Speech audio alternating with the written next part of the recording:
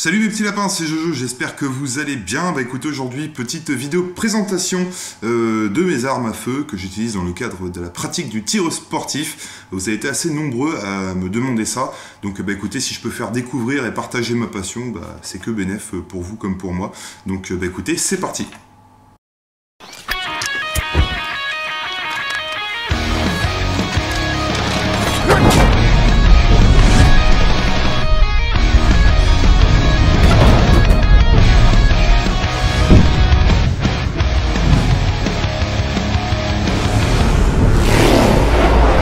Écoutez, on va commencer avec la première et non des moindres, c'est peut-être une de celles que j'apprécie le plus, même si je les aime toutes.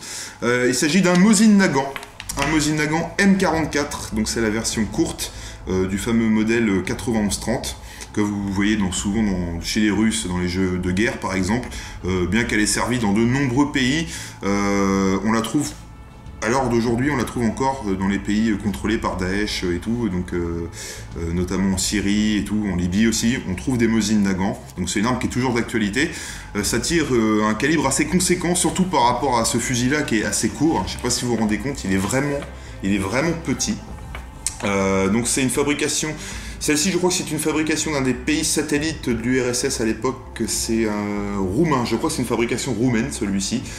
Il est en état absolument impeccable, donc c'est un fusil en calibre 7,62 par 54 R, alors qu'un AK-47 va tirer du 7,62 par 39. Donc c'est un calibre qui est plus conséquent, l'arme est en plus très légère, et c'est vrai que c'était un kiff pour moi de l'avoir celui-ci, parce que le recul... Bon, il est assez impressionnant, mais c'est surtout la flamme de projection que ça fait lorsqu'on tire chaque balle. C'est juste grandiose. Vous pouvez le voir dans The Walking Dead aussi, dans les dernières saisons, là, Maggie, elle a un Mosin Nagant M44, et voilà, donc c'est un fusil qui est devenu mythique de par sa beauté, parce que c'est quand même quelque chose de beau, voilà, il est propre. Je trouve que c'est un fusil très propre et vachement en avance sur son âge. Et en plus, ce que j'adore sur celui-ci, c'est que, eh bien, il a une baïonnette déployable, en fait, qui est intégrée au fusil, voilà. Elle est collée au fusil tout le temps, et le fusil est plus précis en tir lorsque la baïonnette est dessus. Donc je vous montre un peu le mécanisme. Voilà, vous avez le canon avec les organes de visée. J'ai eu un peu de mal à trouver cette bretelle dessus là, elle est de couleur assez bleu marine, et bien justement c'est une bretelle de marine russe qui était propre à ce fusil là, à cette année là. Donc voilà, parce que des M44 il y en a plein, ça va du M44 au T53 chinois. C'est un fusil qui a été construit dans beaucoup de pays et qui a toujours sa raison d'être, c'est-à-dire que il est très très précis, bien plus que des armes que j'ai pu voir fabriquées de nos jours. Donc il a une capacité de 5 coups avec la culasse hyper fluide, hein. C'est une fluidité déconcertante. C'est vrai qu'il est absolument génial. Voilà, donc il y a une plaque de couche en métal, le bois est très propre. Voilà, ça a plus de 70 ans, quoi. C'est vraiment impressionnant. Donc je tenais à vous le montrer. La hausse graduée à 100 mètres aussi, qui est là. Voilà. Donc le chargeur aussi, enfin le magasin, qui est là.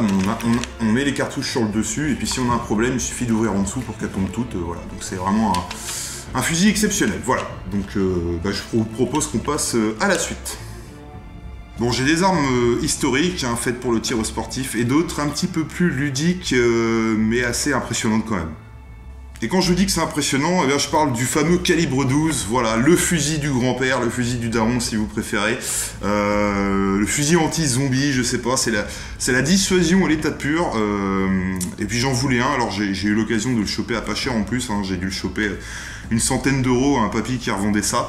Il est en état magnifique. Alors c'est un fusil pareil russe qui a été fabriqué dans les années 60 hein, en URSS, donc à Toula, c'est une ville en Russie je crois d'ailleurs. C'est un fusil des années 60, fin 60. Alors celui-ci il est en 12,70. Voilà, donc il est en calibre 12, chambré 70, ça va jusqu'au 100 je crois. Il y a 12,50, 12,65, 12,70, 12,76, 12,89 et 12,100 si je ne m'abuse. Hein, donc ça correspond à la longueur en fait de la cartouche. Et puis j'en voulais un, je voulais absolument un calibre 12, et puis bah celui-là en plus, voilà, c'est vraiment... il est vraiment nickel, avec les vrais chiens percutants, comme vous pouvez trouver sur un revolver Colt par exemple. À chaque fois qu'on met les cartouches dedans, il va falloir armer les deux chiens. On appelle ça des chiens percutants ici, avec la détente qui correspond à chaque canon. Voilà, Donc j'ai fait couper le canon, j'ai fait raccourcir le canon par un armurier compétent parce qu'à l'origine il était quand même en canon de 76 cm, donc c'est énorme. C'est-à-dire que là j'aurais même pas pu vous le montrer en entier.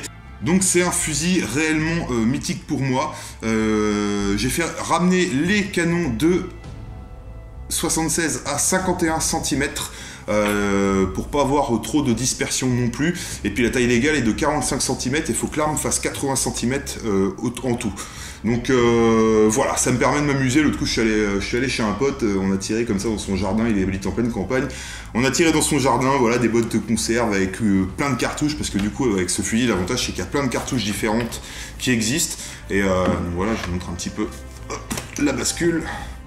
Et c'est vrai que c'est hyper ludique, on s'est amusé, on s'est éclaté, c'est vraiment un fusil que je ne regrette pas d'avoir acheté, je dis pour 100 €, je pense que c'est peut-être mon meilleur achat, et voilà quoi, donc me faites pas chier.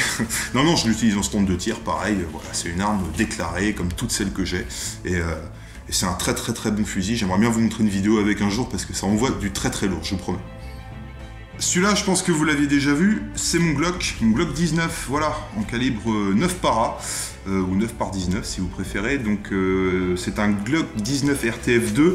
RTF2 pourquoi? Parce que c'est le grip qui est amélioré sur cette version, il y a plein de petits picots partout. Alors au début j'ai eu du mal avec ce pistolet. C'est vrai qu'il faut savoir le prendre en main, il faut comprendre quelle utilité il a, enfin comment il faut s'en servir exactement, et c'est vrai que c'était pas évident au début. Mais après quelques semaines d'utilisation, bah écoutez, je l'adore, tout simplement je l'adore, je ne regrette pas d'avoir fait une demande pour une arme de poing.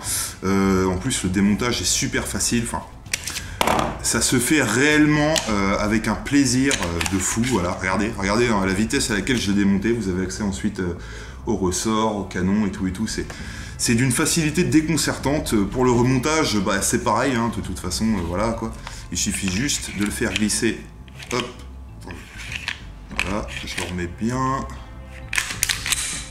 Voilà, sur les rails, chargeur, et il est prêt à tirer. Donc c'est une petite merveille, hyper sécuritaire, c'est précis en plus de ça. Quand on a compris comment ça fonctionne, c'est en plus une arme très précise, et en aucun cas je regrette mon achat. Je suis content, je suis fier d'avoir un bel objet comme ça, et qui me permet de prendre pas mal de plaisir tous les week-ends. Donc c'est un chargeur de 17 coups, celui-là, je vous l'avais précisé dans la vidéo précédente. Normalement le chargeur est de 15 coups, les chargeurs 33 coups existent, mais ils sont interdits en France. Voilà, donc vraiment une arme que j'adore. Seigneur, merci pour cet objet. On termine avec mon bébé, j'ai envie de l'appeler comme ça. Alors j'avais déjà posté une photo de ce dernier sur Twitter, certains pensaient que c'était un M1 Garand et tout, enfin bref. Je ne vais pas juger. Il s'agit, là encore, d'un Mosin Nagant. Mais il n'a plus grand chose à voir avec les Mosin russes fabriqués à la faucille qu'on connaît. Là, c'est une fabrication finlandaise. Là, ce que vous avez, c'est un Mosin M39 finlandais. En fait, la Finlande, pendant la Seconde Guerre mondiale, et même bien avant d'ailleurs, récupérait des armes russes, les a étudiées et les a améliorées. Concrètement, c'est ça. C'est tout simplement un fusil magnifique. Voilà, donc hop, j'ai même le couvre-canon dessus qui s'enlève. Voilà, c'est un petit bouchon pour protéger le canon. Et celui-là, ouais, c'est réellement grandiose. Il a la particularité d'avoir une hausse dépliable pour tirer jusqu'à, écoutez bien, 2000 mètres. Voilà, là, vous visez comme ça, en fait, après vous décalez la hausse ici, et vous visez comme ça jusqu'à 2000 mètres. Voilà, c'est bon, après, il faut être un sacré tireur. Alors, ce qu'il faut savoir pour la petite info, on parle souvent des tireurs d'élite russes, etc. Ils étaient équipés de ce fusil-là avec une lunette PEM à grossissement x4 ou x6, je crois. C'est un fusil, c'est simple.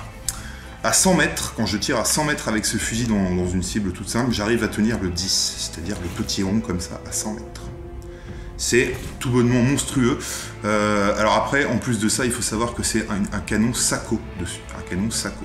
Sako, c'est tout simplement la Ferrari des canons. Ils en font encore maintenant, hein, des fusils de précision. Voilà, Sako, c'est avec Tikka aussi, donc c'est des productions finlandaises. Et c'est tout bonnement, pour moi, le fusil le plus précis utilisé lors de la Seconde Guerre mondiale. c'est simple, c'est le fusil le plus précis que j'ai pu voir à l'heure actuelle. Il n'a pas à rougir de ce qui se fait maintenant en plus de ça. Pareil, alors c'est un calibre en 7,62 par 54R, c'est exactement, ça ressemble, parce que la culasse c'est un peu dans le même genre, hein. Voilà, ça ressemble, ça ressemble, mais ça n'a plus rien à voir avec ce qu'on peut connaître d'habitude. J'ai la bretelle Suomi M31 d'origine dessus en plus de ça, donc ça c'est assez grandiose, je ne vous le cache pas, j'ai peiné à la trouver aussi. Bon, c'est un fusil que je vais vous le dire honnêtement, je l'ai payé 600 € à peu près, je l'ai payé 600 €, il en vaut 1000. Voilà, c'est-à-dire que si je le revends maintenant, en 24 heures, je le revends à 1000 €. Voilà, donc c'est un investissement que je fais, mais je sais que je ne perdrai pas dessus. Ce sont des armes historiques. Celui-ci est daté de 1944. Voilà, vous voyez sur le tonnerre, le bronzage est un peu passé, il a vraiment une patine monstrueuse. Le bois est tigré, regardez le bois s'il vous plaît. Voilà, ça c'est quand même assez merveilleux, je ne sais pas si vous voyez bien. Les organes de visée aussi, ça n'a rien à voir, c'est juste monstrueux, ouais. C'est monstrueux, je pense que c'est le terme approprié. Et ça, je le dis clairement, c'était mon objectif, c'est-à-dire que quand je me suis lancé dans la collection d'armes à feu et la pratique du tir sportif, je voulais un Mosin M39 finlandais. Ça m'a pris à peu près 2 ans pour en trouver un. Voilà, pour vous dire, ça m'a pris 2 ans. Et c'est plus précis, je vous l'ai dit, je le dis honnêtement, j'ai vu à peu près tous les fusils de la Seconde Guerre mondiale tirés jusqu'à l'Arisaka T-38 japonais. C'est le plus précis que j'ai vu devant des armes de match, même parfois, et j'en suis vraiment content. C'est le genre d'arme qu'on garde toute sa vie, que j'ai envie de transmettre à mes petits-enfants, quitte à la faire neutraliser, même si ça serait quand même assez dommage. Donc il a une capacité de 5 coups, tout simplement. La mise en bois est très précise aussi. Je sais pas si vous voyez, le bois est assez massif dessus.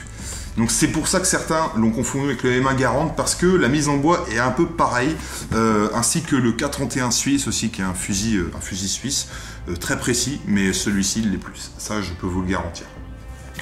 Donc voilà mes lapins, j'espère que cette petite vidéo vous aura plu. Je savais pas trop comment m'y prendre, c'est vrai que c'est pas évident de faire une vidéo sur ce sujet-là. Je peux pas m'étendre trop non plus parce que sinon je pense qu'on y passerait des jours. Chaque arme a vraiment son histoire. De toute façon, je vous mettrai le nom de chaque arme dans la description, comme ça vous saurez, vous pourrez aller chercher sur Wikipédia pour en savoir plus. Je voulais juste vous présenter ce que j'avais. Et puis merci d'avoir été là, en tout cas merci d'avoir souhaité cette petite vidéo. Ça m'a fait un grand plaisir, j'ai pris beaucoup de plaisir à la faire. Et puis moi je vous dis à la prochaine tout simplement. Portez-vous bien.